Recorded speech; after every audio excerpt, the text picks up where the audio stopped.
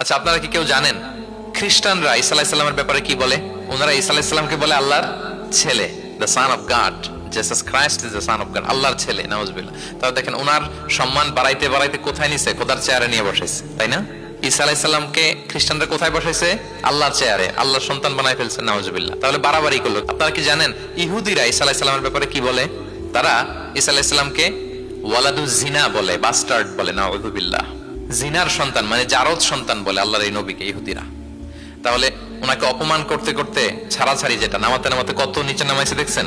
এক ধর্ম ওনারে উঠাতে উঠাতে আল্লাহর চেয়ারে, আর এক ধর্ম ওনারে নামাতে নামাতে জমিনের নিচে। আমরা কি বলি ঈসা আলাইহিস সালামের ব্যাপারে? দেখেন, আমরা বলি ঈসা আলাইহিস সালাম হচ্ছে আব্দুল্লাহি ওয়া রাসূলুহু, তিনি আল্লাহর বান্দা এবং আল্লাহর রাসূল। আল্লাহর বান্দা বলার মধ্য দিয়ে আমরা খ্রিস্টানকে রিফিউট করি, খ্রিস্টান কমিউনিটিকে। তোমরা যে আল্লাহর চেয়ারে নিয়ে বসাইছো এটা ভুল, ওইখানে না, আরো নিচে নামাইতে হবে। উনি আল্লাহর বান্দা আর রাসূলুহু, সম্মানিত রাসূল বলে আমরা ইহুদিদেরকে রিফিউট করি। তাদের জবাব দেই যে না, তোমরা একজন নবীকে যে অপমান করে বলেছো উনি বাস্টার্ড, না, উনি রাসূলুহু, আল্লাহর প্রেরিত রাসূল, এই বলে ওনার সম্মানকে আমরা উপরে উঠাই। তাহলে একদল নিছিল ওইদিকে, ওইখান থেকে নিচে নামায় নিয়ে আসি, একদল মাটির নিচে ঢুকাই দিছে, ওইখান থেকে উপরে উঠাই নিয়ে আসি। তাহলে আমরা মাঝামাঝি থাকি। সুবহানাল্লাহ পড়বেন না?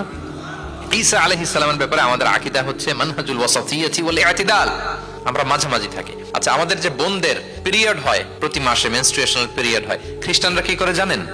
কোনো বাজ বিছান নাই, পিরিয়ড আর নন পিরিয়ডের কোনো বাজ বিছান নাই। সারা মাস তারা তাদের স্ত্রীদের সাথে ইন্টিমেসিতে যায়। আচ্ছা, গেল, ছাড়াছাড়ি করলো। আর ইহুদিরা কি করে জানেন?